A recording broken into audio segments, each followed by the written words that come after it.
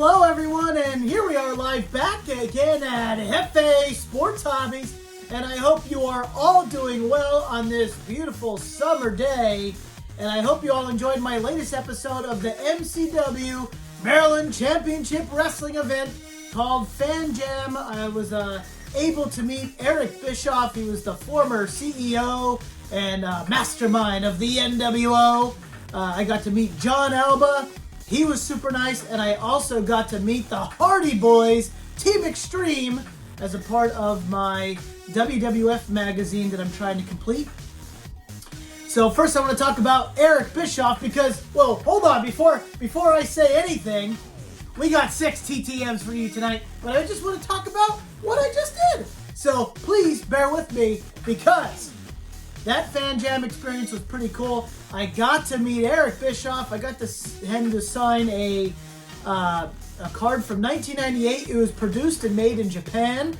So as I was looking through eBay to find things that I could get signed by him, I just didn't want to stock 8x10. I wanted something cool. And since I've been doing this card game for a couple of years now, I decided to find this cool little thing. I didn't find too many.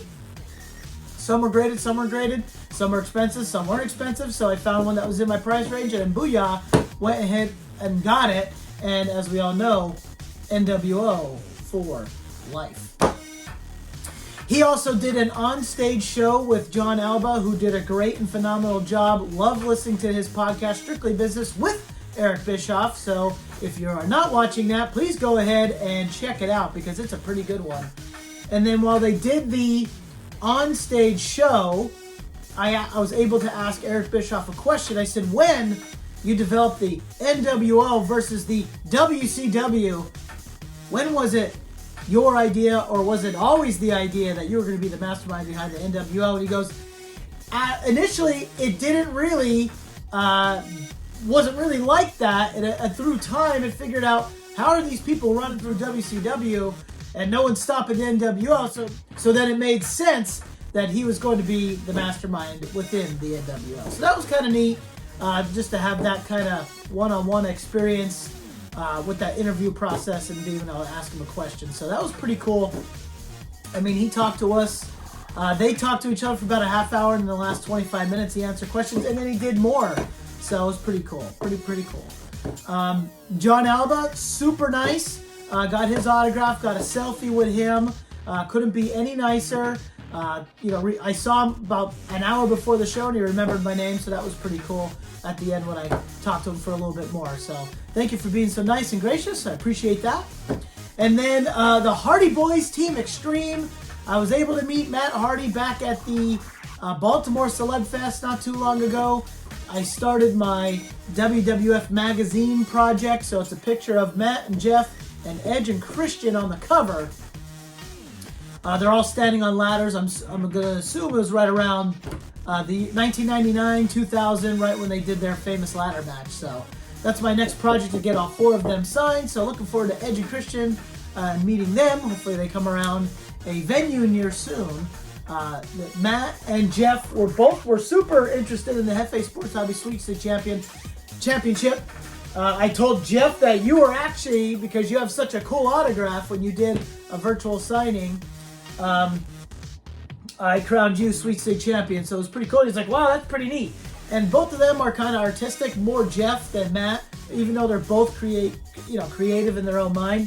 They both really enjoyed that I made this, and it's really cool. So that in itself was super cool to kind of just, talk to people about it. I saw people walking around that watch FA Sports Hobbies, and they said hello. We talked some wrestling. So I appreciate all of you coming up to me and saying hello. I am proud to the fact that that you feel comfortable with coming up and talking to me and saying hello.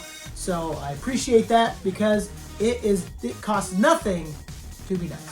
So I also talked to Red Leather, not sure their handle right away, or right off the top of my head, but Rob, who does like all the AEW belts and things like that. Talked to him, talked about leather tooling and things like that. Gave me a bunch of compliments and some tips on how to improve, because my next belt project, got some up here, and kind of want to get that go ahead and get started. So, and then I met James Eldwer, talked to him for about 10 minutes just about, A little bit of everything. The belt. When he was in WWE, what's he doing now? So overall, a 10 out of 10 experience at the Baltimore. Stop. At the MCW Fan Jam, not the Baltimore Celeb Fest. My bad. So let's go ahead and see what brought us to the dance, and those are those TTMs, those through-the-mail autographs. I have 6 to open for all of you. This one is coming out of Evansville, Indiana. It has 24 love written on the front, or drive, or dove, or have. I don't know, but that one intrigued me. So I'm going to go ahead and have this one open up first. It's in my little folder. My envelopes are flying all over the place. And booyah with a quick return. This is a nice one. Phil Roof on here with the 1963 rookie stars. Booyah right there. Phil Roof wrote nice in thin blue Sharpie right on that yellow spot. I believe he is the only one on this card that is either still alive and or still signed. So this was a quick return. Thank you, Phil Roof, for this TTM success. Booyah. All right, next is Cleveland, Ohio. Where are we going to Cleveland? It's in my little folder. Looks like something old. And it is, wow, another 1963 top. So booyah. So Gary Rogenberg. Booyah with the Sweet Sig signed in ballpoint pen right there. I believe he is also the only one that is still alive and still signs. So that's pretty neat that I got 2. This one's in a little bit better condition, but either way, nonetheless. But that's pretty cool to get 2 of that same type of card. So let's see. Gary Rogenberg played for the... Who did Gary Rogenberg play for? Minnesota Twins, and then... Phil Roof played for the Milwaukee Braves, so pretty cool to get 2 of those cards back to back at the same time. I believe those are the only 2 that I have of that time, but you never know. Coming out of Florida, I accidentally crossed off where it came from, so. All right, it's in my little folder. Uh-oh. All right, sweet. From the NXT roster, Wesley, booyah, with some, not inscriptions, but kind of artwork on there. So that's pretty sweet. I sent to him once before, I believe, and then I found this Chrome card that I have, and I went ahead and sent him back. He just lost the North American Championship from from Dirty Dom Mysterio. So excited to see what's next for him. He might be making his way up to the main roster, but you never know, because that's what makes wrestling great. So going down to South Jersey for this next one. And booyah! Long time this was out. This might be a part of the original 1986 top set, those 100 cards, and only 33 of them were eligible for TTMU. So this right here, Milt Thompson, has been out for a long time with the Sweet Sig signed in blue to add to the 1986 top set. I'll have to make sure. I'm pretty sure that this one was a part of that original 100 cards that I got that got the ball rolling. Got the ball rolling with those 1986 top set, and then you end up buying the complete set for 40 bucks or 30 bucks or whatever it is. It was a steal about a month later, so. All right, we got 2 more left. Next one's coming out of Florida. Let's see who we got. Uh-oh, another old school card. Booyah! Very happy to get this one back. Philadelphia Phillies legend, 1971 rookie star Greg Lazinski with the Sweet Sig signed in blue. I was a little nervous about this one because he does TTM, he doesn't do TTM. I believe I sent a $5 or $10 with this. So booyah right there with the Sweet Sig signed in blue. I wonder if Scott Reed does TTM, so I'll have to look him up to try and complete it. But if not, I might just let this one go because that's a pretty cool card. I bought this at the card shop when I bought the Larry Boa rookie card as well. So very excited. So all vintage from the 60s, the 70s, and now the 80s. Baseball returns here today. So that's pretty sweet to be able to get all those back.